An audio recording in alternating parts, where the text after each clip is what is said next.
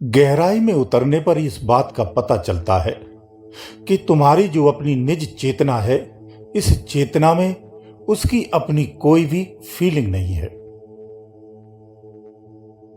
परंतु फिर भी चेतना अपने होने का आभास नित्क्षण करती है। वो तीनों लोकों में करती है। वो चाहे किसी अवस्था स्थिति में क्यों ना हो, लेकिन खुद के होने का आभास करती है। इसीलिए वो संसार में जीते हुए सुख और दुख का अनुभव करती है। स्वयं को जीवित होने का अनुभव करती है। तो इस प्रश्न में ही ये उत्तर भी छुपा है। जब वो अपने होने का आभास करती है, इसीलिए उसके अंदर में फीलिंग है। कौन सी फीलिंग? जीने मरने की फीलिंग, सुख और दुख की फीलिंग, तमाम भोगों को भोगने की फीलिंग, सफलता और असफलता की फीलिंग, ज्ञानी और अज्ञानी होने की फीलिंग, संपूर्ण जीवन जीने की फीलिंग। तो यह एक प्रश्न उठता है, क्या कि जब उसकी अपनी कोई भी फीलिंग नहीं है, लेकिन वो हर क्षण फीलिंग में होती, तो ऐसा क्यों है? तो ऐसा है कि चेतन के द्वारा ही चेतन और अचेतन दो व्यवस्थाएं हैं। इन दो व्यवस्थाओं में चेतन फंसता है या निवास करता है।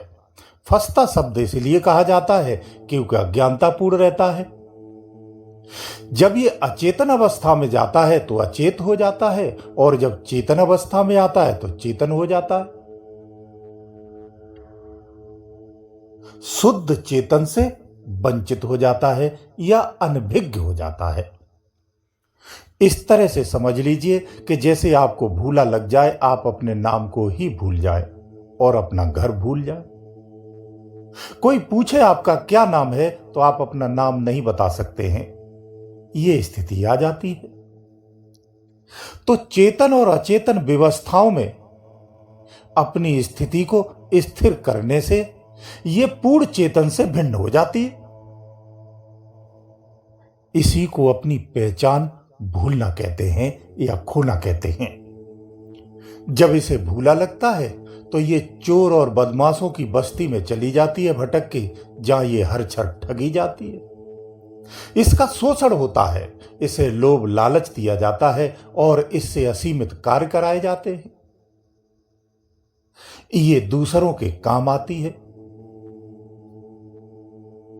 धीरे धीरे समय गुजरते हुए ये चोरों चक्कों की गलियों में रहते रहते उसी को अपना घर मानने लगती है और वहीं रहने लगती है। फिर वहां से जाने को तैयार नहीं होती है। दूसरा प्रश्न यहां ये आता है कि शुद्ध चेतन और अशुद्ध चेतन, इसमें क्या अंतर है? तो यही जो शुद्ध चेतन है, जब अशुद्ध चेतन में प्रवेश करता है, यानी खुद के ही द्वारा निर्माण की गई व्यवस्था में जब स्थिर हो जाता है, तो अशुद्ध चेतन कहलाता है। अशुद्धता में लिप्त हो जाता है, इसीलिए वो यहां के भोगों को अपना मानता है। तो शुद्ध चेतन की जो व्यवस्था है वो दो रूपों में है, पॉजिटिव और नेगेटिव। इसीलिए यहां पाप और पुण्य की बात कही जाती, अच्छे और बुरे की बात कही जाती है। यह क्षेत्र क्रिया प्रधान है, इसीलिए यहां कर्म प्रधान कहा गया है।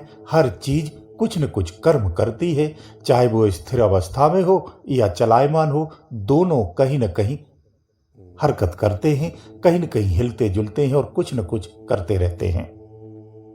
जैसे कि पहाड़ में भी हलचल होती है। पहाड़ में हलचल नहीं होगी तो पहाड़ का अस्तित्व नष्ट हो जाएगा। वृक्षों में हलचल है, ऐसे ही मनुष्य और समस्त जीवों में है। तो ये सब जीव हैं। जो जीव है उसमें हलचल निश्चित है।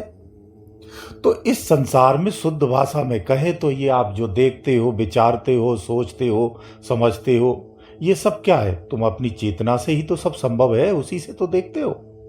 और कैसे देखते हो?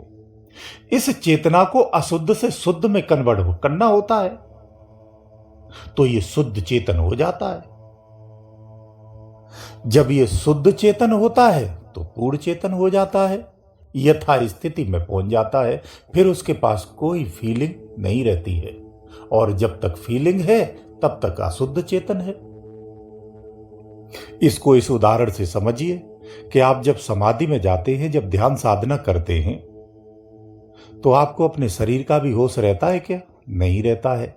लेकिन शरीर का भी जब होश नहीं रहता, इस स्थिति में पहुंचने से पहले आपके विचार शून्य होते हैं कि नहीं होते हैं?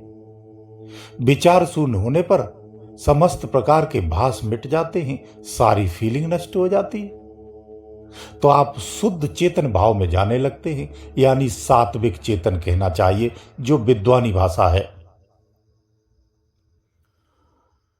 देखो, अंदर में है कुछ नहीं, ये समझने का विषय है, और ध्यानी जब इसमें उतर जाता है तो महसूस करने का विषय हो जाता है। तो पहले समझना होता है, समझ करके जब आगे बढ़ते हैं तो महसूस करते हैं, वो पूर्ण ज्ञान है। तो अंदर में चेतना है, ये एक ही चेतना है, ये अलग अलग फॉर्मेट में काम करती है, तो अलग अलग रूप हो जाते हैं, अलग अलग स्वभाव हो जाते हैं, अलग अलग मुद्राएं बन जाती हैं। चेतना एक ही है। जब अधिक अशुद्ध होती है तो अधिक मलिन हो जाती है, जब ये शुद्ध और सात्विक होती है तो राम बन जाती है। चेतना एक ही है, ये हमेशा याद रखो। जब ये चेतना पूर्ण सात्विक हो जाती है तो आप दूसरों को दुख देख करके दुखी होते हैं, सुख देख करके सुखी होते हैं। अकारण ही दूसरों की भलाई में, परोपकार में करुणा पैदा होती है, प्रेम पैदा होता है, वृक्षों से, वनस्पतियों से प्रेम उत्पन्न होता है। तो वही चेतना है, लेकिन ये शुद्ध सात्विक फॉर्मेट में कार्य कर रही है। इसे चेतना वृद्धि भी कहते हैं। तो हमारे जो अंदर की चेतना है, इसे वृद्धि करनी होती है, इसको बढ़ाना होता है। इसके कई सारे तरीके हैं, जैसे प्राणायाम करना, मंत्र का जाप करना, इससे चेतना की ही तो वृद्धि होती है। जैसे जैसे वृद्धि होती है, अंदर में पॉजिटिविटी बढ़ती चली जाती है, पॉजिटिव सोच बढ़ जाती है। तो इस चेतना को बढ़ाना चाहिए, इसकी वृद्धि करना चाहिए। जितनी आप वृद्धि करेंगे, यकीन मानिए, ध्यान साधना में आप उतने स्ट्रांग और पावरफुल हो जाते हैं। सत्य की पहचानने की पावर अपने आप में आ जाती है। ऐसे समझिए जैसे दिए में अधिक तेल डालने से वो उसकी लौ भी तेज हो जाती है। सेम यही होता है अंदर में। ध्यान साधना करने से, मंत्र जाप करने से, व्रत नियम, कई सारी तरीके हैं, भजन पूजन करने से, सत्संग सुनने से अंतर चेतना में वृद्धि होती है। वृक्षों की, पेड़ पौधों की, असहाय जीवों की, साधुओं संतों की सेवा करने से अंतर चेतना में तेजी से वृद्धि होती है।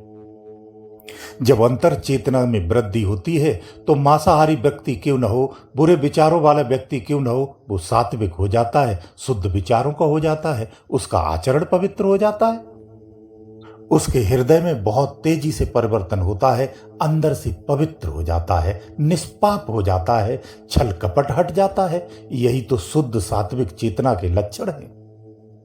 यही चेतना जब अशुद्ध हो जाती है, मलिन हो जाती है, तो वो क्रूर हो जाता है, अपराधी हो जाता है, दुराचारी हो जाता है, व्यसनों में अधिक लिप्त हो जाता है, भोगों में अधिक लिप्त हो जाता है, उस तरफ उसकी आसक्ति बढ़ जाती है। लेकिन चेतना जब अशुद्ध फॉर्मेट में कार्य करती है तो इसकी शक्ति क्षीण हो जाती है, ये कमजोर, लाचार हो जाती है। लेकिन जब पॉजिटिव होती है तो इसका पावर बढ़ता है, आत्मबल आपका उतना ही प्रबल हो जाता है। जब ये शुद्ध सात्विक हो जाती है तो फिर अपने पूर्ण फॉर्मेट में आती, यानी शुद्ध चेतन में आने लगती है। सात्विक से भी निकल के शुद्ध चेतन में आ जाती है। शुद्ध चेतन में आने से क्या होता है, इसके भी लक्षण समझ लीजिए। जब शुद्ध चेतन में आप आ जाएंगे तो आपका करुणा, दया, इन सब से भी परे हो जाते हो। फिर संसार बिगड़े या बने या कुछ भी हो, ये सब हटने लगता है आपके मन से। दुख और सुख की फीलिंग भी आपकी नष्ट हो जाती है, अपने पराई की फीलिंग चली जाती है, पाने और खोने का भाव भी नष्ट हो जाता है, ये आप पर प्रभावित नहीं करता है, ये शुद्ध भाव हो जाता है। तो हमें इसी पूर्ण चेतन में आना होता है। इस प्रकार आप सारे संसार से बेपरवाह हो जाते हैं, धीरे धीरे अपने कुटुंब से और धीरे धीरे फिर अपने शरीर से भी बेपरवाह हो जाते हैं। फिर आप नंगे हैं, बिना वस्त्रों के हैं, या कपड़े पहने, या भूखे या प्यासे हैं, इससे भी आप बेफिक्र हो जाते हैं। फिर आप संसार से न जुड़ना चाहते हैं, न संसार को जोड़ना चाहते हैं। कोई जुड़ता है तो ठीक, नहीं जुड़ता है तो ठीक है। आप अपनी स्थिति में रहते हैं, यही परमहंस की स्थिति होती है।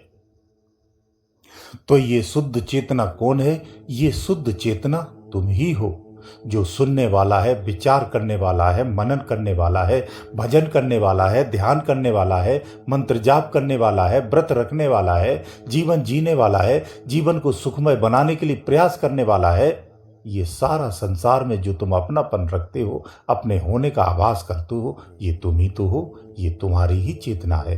चेतना का ही नाम है जो इस शरीर में रहकर के शरीर के स्वरूप को अपना स्वीकार कर रखा है। वास्तव में यही तुम्हारी चेतना है। इसी चेतना को वृद्धि करनी है, इसलिए रोज सत्संग सुनना चाहिए, अंतर मनन करना चाहिए, निध्यासन करना चाहिए, प्राणायाम करना चाहिए। साधु संत के संगत में अगर रहते हो तो उत्तम है, उनकी सेवा करना चाहिए, नहीं तो असहाय जीव जंतुओं की मदद करना चाहिए, वनस्पतियों पशुओं की सहायता करनी चाहिए, पेड़ पहाड़ों की रक्षा करनी चाहिए। यही तो आत्मवृद्धि के माध्यम है और इन्हीं से आत्मवृद्धि होती है, आत्म चेतना प्रबल हो जाती है। आत्म चेतना जितनी वृद्धि करेगी, जितनी पॉजिटिव होगी, उतना ही आसानी से आप सत्य को पहचान सकते हैं और सत्य को पहचानने के लिए सक्षम हो जाते हैं, सुयोग्य हो जाते हैं, पूर्ण पात्र हो जाते हैं। ऐसी अवस्था में परमात्मा कितना भी अदृश्य क्यों न हो तो भी आप उसे पहचान लेते हैं। अगर इस अवस्था में आप नहीं हैं तो सदृश्य परमात्मा रहे तो भी आप नहीं पहचानते हैं। शुद्ध संत अपनी वाणी को बोले तो उसे आप नहीं समझ सकते हैं, और कोई दूसरा कारण नहीं होता है। तो हमें अपनी आत्म वृद्धि या आत्म चेतन वृद्धि करनी चाहिए। इसे समझो, जितना पॉजिटिव एनर्जी अंदर में बढ़ेगी, आप आत्म तत्व को उतना ही पहचानते चले जाएंगे, पहचान होती चली जाएगी, यानी आप स्वयं की पहचान कर लेंगे। गुरुदेव दयालु।